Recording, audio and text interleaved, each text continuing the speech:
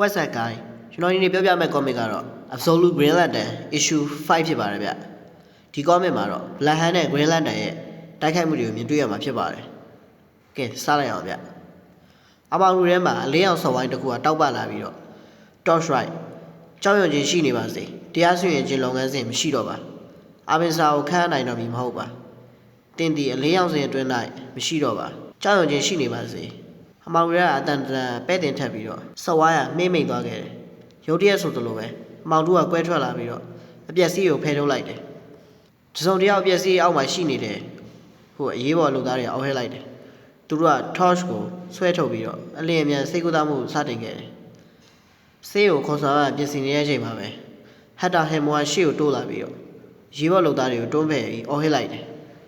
သူက torch ပေါ်ကိုအုံမိုးလိုက်ပြီးတော့ဟယ်လိုငါဟက်တာဟမ်မိုမဲမင်းစိတ်ကူးသားမှုရမလားမရဘူးလားဆိုတော့ဆုံးဖြတ်မဲ့သူပဲဒါကြောင့်ငါ့ကိုစကားပြောဖို့ကြိုးစားပါလို့ဟက်တာဟမ်မိုကပြောလိုက်တယ် torch ကဘာဖြစ်ခဲ့ရလဲဆိုတော့ပြန်လည်စဉ်းစားဖို့ကြိုးစားနေခဲ့တယ်မိုးကောင်းကင်ပေါ်ကနေပြီးတော့ Green Lantern ကြီးကပြုတ်ကျလာပြီးသူ့ရဲ့ copy ဆိုင်ကိုတိုက်မိတာသူ့အပျက်စီးတွေအောက်မှာနှိမ့်ပြုတ်သွားခဲ့ပုံတော့မှတ်မိနေတယ် Torch ကမြေတိုင်းစွမ်းမရှိတော့ပေမဲ့အားလုံးကိုကြားနေခဲ့တယ်ဟဲဂျော်ဒန်ကအာဘင်စာရဲ့ရှေ့မှာရက်ပြီးတော့အာဘင်စာကိုပစ္စတိုနဲ့ချိန်ထားလိုက်တယ်ပြီးတော့ဂျိုးမလိန်ဘယ်မှာလဲမင်းသူမကိုတခုလှုပ်လိုက်တယ်သူကမင်းလိုမျိုးအရာတစ်ခုပြပြောင်းလဲသွားခဲ့တာ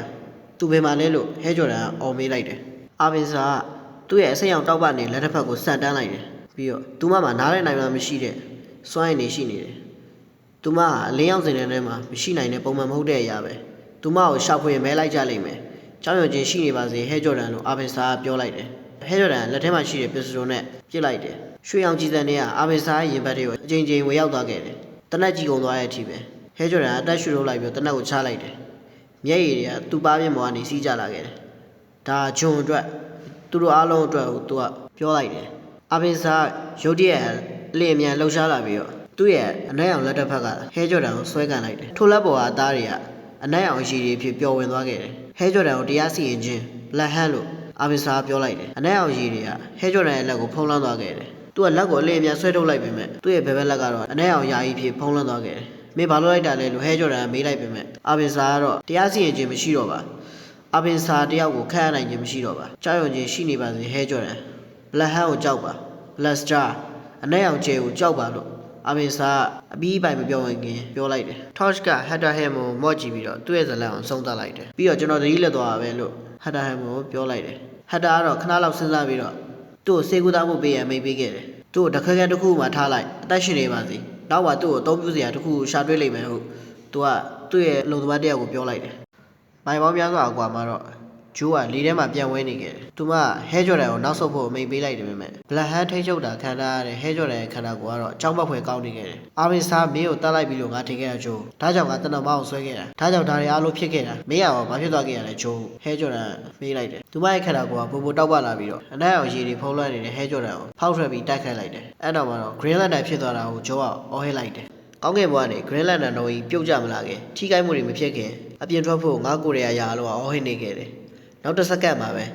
ငါတဲကနာတွေကိုရောက်သွားခဲ့တယ်။ဘယ်နေရာလဲဘယ်ဥတီကျဲလဲဆိုတာမသိခဲ့ဘူး။မင်းစီကဆွဲခဲ့အောင်ငါမခံစားမိခင်အထိပဲလို့ဂျိုးမူလင်ကပြောလိုက်တယ်။ဒါပေမဲ့ဟဲဂျော်ဒန်ခေါင်းရက်လိုက်ပြီးတော့မဟုတ်ဘူး Black Hand စီကိုဘာလို့လဲဆိုတော့ तू ကပို့ပြီးတော့အားကောင်းလာပြီးတော့ပို့ပြီးထိတ်ချုပ်နိုင်လာတယ်။ तू ကလူတွေကိုတတ်ခဲ့တယ်။အဲ့ဒါမင်းကြောင့်ပဲ။မင်းက Green Lantern ကိုပြုတ်ကျစေခဲ့တယ်။မင်းကအရာအလုံးကိုဖျက်ဆီးခဲ့တာ။မင်းကအာဘင်စာရဲ့ဆွားကိုခိုးယူသွားခဲ့တာ။မင်းကပုံမှန်မဟုတ်တဲ့အရာပဲဂျိုးမူလင်လို့Black Hand အော်ဟစ်လိုက်တယ်ဂျိုးမူလင်ရဲ့ခန္ဓာကိုယ်ကပုံတောက်ပလာပြီးတော့သူမရဲ့စွမ်းရည်တွေကိုလက်စွပ်ထဲမှာစုပြီးတော့